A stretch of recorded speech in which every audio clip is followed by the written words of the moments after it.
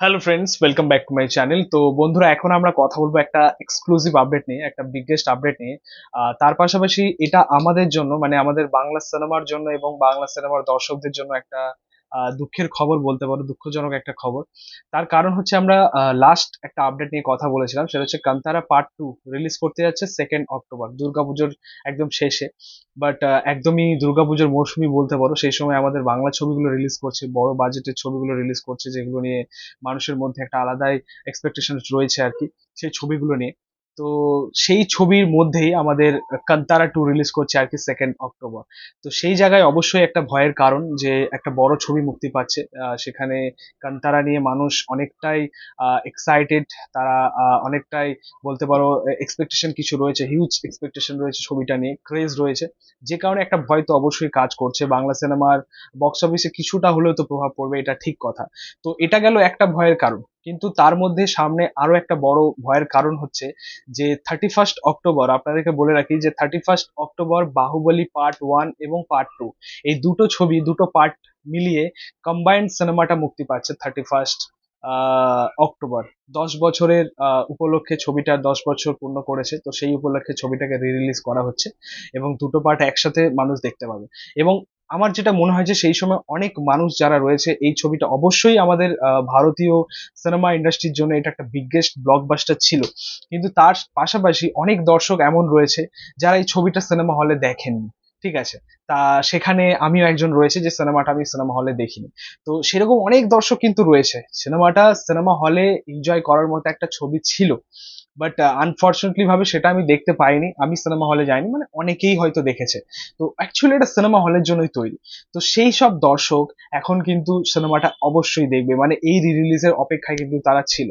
তো বাহুবলী যখন এই ছবিটা কম্বাইন্ড আসছে সিনেমা হলে, কে ছাড়বে? এটা জাস্ট আপনি আপনি বলুন। তো এটাই হচ্ছে ব্যাপার, যে ছবিটা যদি রিলিজ করে এবং অল ওভার ইন্ডিয়াতে রিলিজ করছে, হিন্দিতেও মুক্তি পাচ্ছে ছবিটা। তো এই ছবিটা যদি মুক্তি পায় অল ওভার ইন্ডিয়াতে, এবং অবশ্যই আমাদের পশ্চিম বাংলাতেও মুক্তি পাবে, তো সেখানে কিন্তু দর্শক অবশ্যই যাবে, বাংলার দর্শক অবশ্যই যাবে। তো তার পাশাপাশি এটা আরো একটা বড় ভয়ের কারণ যে আমাদের বাংলা সিনেমাগুলোর জন্য একটা, মানে কি বলবো, একটা চাপ সৃষ্টি হলো অ্যাকচুয়ালি। বক্স অফিসে বিশাল বিশাল ভাবে প্রভাব পড়বে অ্যাকচুয়ালি, বক্স অফিসে সেরকম রান করতে পারবে কিনা, সেরকম কালেকশন করবে কিনা বাংলা ছবিগুলো, সেটাই হচ্ছে এখন দেখা। দেখো, একটা কথা কি, যে এখন সত্যি বলতে যা সময় এসেছে অ্যাকচুয়ালি, বিরাট কম্পিটিশন, সমস্ত ইন্ডাস্ট্রিতেই আমরা এটা দেখতে পাই যে বিরাট কম্পিটিশন রয়েছে। মানে আমাদের ভারতের প্রত্যেকটা ইন্ডাস্ট্রি চায় যে প্যান ইন্ডিয়া লেভেলের সিনেমা বানাবে, সকলেই লার্জ স্কেলের সিনেমা পরিকল্পনা করে। ঠিক আছে, সেটা আমাদের পশ্চিমবাংলা বলো, উড়িয়া বলো, বা গুজরাট বলো, বা মুম্বাই বলো, বা মহারাষ্ট্র বলছি, বা আমাদের বলো, বলিউড বলো, সাউথ বলো, প্রত্যেক ইন্ডাস্ট্রি কিন্তু এখন লার্জ স্কেলে ছবি বানাতে চায়, প্যান ইন্ডিয়া আকারে ছবি বানাতে চায়। তো এবার ব্যাপারটা হচ্ছে যে ছবি তো আসছে, কিন্তু তারা রিলিজ করবে হচ্ছে শুধুমাত্র ওই ফেস্টিভ্যাল টার্গেট করে, কারণ ফেস্টিভ্যালে একটা সিওটি থাকে, কালেকশনটা উঠে আসার, প্রফিটটা উঠে আসার, বা যাই হোক। তো একটা সিওরিটি থাকে, প্রত্যেকেই কিন্তু টার্গেট করে ওই ফেস্টিভ্যালটা। আপনারা দেখবেন যে প্রত্যেক ফেস্টিভ্যালে 3-4টে সিনেমা অবশ্যই থাকবে, এবং বড় বড় সিনেমা অবশ্যই থাকবে, এবং সেগুলো অবশ্যই সেখানে আমরা একটা ক্লাস দেখতে পাই, বড় সড়ো একটা ক্লাস দেখতে পাই। যেরকম ডিসেম্বরে একটা ক্লাস হতে চলেছে, হ্যাঁ, ধুরন্ধর এবং আমাদের প্রভাসের সিনেমাটার যেটা রাজা সাব আসছে, ওর মধ্যে একটা বিরাট ক্লাস হতে চলেছে। তো এরকম ক্লাস তো লেগেই থাকবে, যেহেতু এখন কম্পিটিশনের বাজার, মানে কেউ পিছু পা হবে না, কেউ 1 ইঞ্চি জমি ছেড়ে দেবে না। তো এটা হচ্ছে ব্যাপার, মানে এরকম ক্লাস আজ না হয় আমরা হয়তো আবার পরের কোনো, আগামী কোনো হয়তো ফেস্টিভ্যালে দেখতে পাবো। এই জিনিসটা হতেই থাকবে। তো এখানে হচ্ছে, যদি বাঁচতে হয়, ঠিক আছে, যদি নিজেদের সিনেমাকে ওয়ার্ক করাতে হয়, তো ভালো কন্টেন্ট আনতে হবে, ভালো ছবি আনতে হবে, যেখানে ওয়ার্ড অফ মাউথ ভালো তৈরি হবে, দর্শক ভালো তৈরি হবে, এবং ছবিটা নিজে নিজেই চলবে, নিজে নিজে স্প্রেড করবে। তো এইটাই হচ্ছে চাই। ঠিক আছে, যে কোনো ইন্ডাস্ট্রি ক্ষেত্রে এটা প্রযোজ্য। মানে মেকার্সটা এমন কিছু কন্টেন্ট আনবে, বা এমন কোনো সিনেমা বানাবে যেগুলো যাতে দর্শক নিতে পারে, গ্রহণ করতে পারে। তো বাহুবলী আসুক বা কান্তারা 2 আসুক, বাংলা ছবিগুলো যদি ভালো হয়, যদি কন্টেন্ট ভালো হয়, তো অবভিয়াসলি সিনেমাগুলোকে কেউ আটকাতে পারবে না। ঠিক আছে, মানে এর আগেও যেমনটা ঘটেছে, মানে উইন্ডোজ প্রোডাকশন হাউস যেমনটা করে দেখিয়েছে, এবং খাদান যেটা যেমনটা করে দেখিয়েছে, তো সেই জিনিসটা আমরা আবারও দেখতে চাই, যে বাংলা ছবি যেন পিছিয়ে না পড়ে, বাংলা ছবি যেন ওই ভিড়ে ওয়ার্ক করতে পারে, বাহুবলীর কাছে বা কান্তারার কাছে হেরে যেন না যায়। এটাই আমি চাইবো।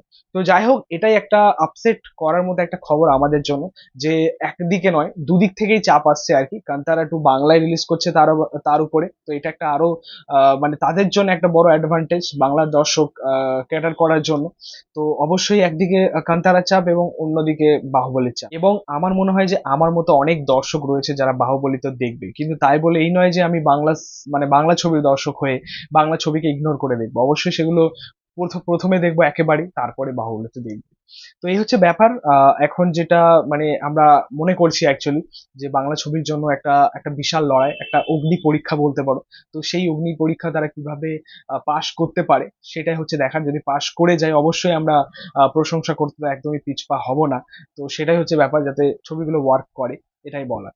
তো যাই হোক, আপনাদের মতামত রিয়াকশন অবশ্যই কমেন্টে জানাবেন। ভিডিওটা ভালো লাগলে অবশ্যই লাইক কমেন্ট শেয়ার করে দেবেন, পাশে থাকবেন সাপোর্ট করবেন, চ্যানেলটাকে অবশ্যই সাবস্ক্রাইব করে দেবেন, পাশে থাকা বেল প্রেস করবেন পরবর্তী ভিডিওগুলো। Thank you.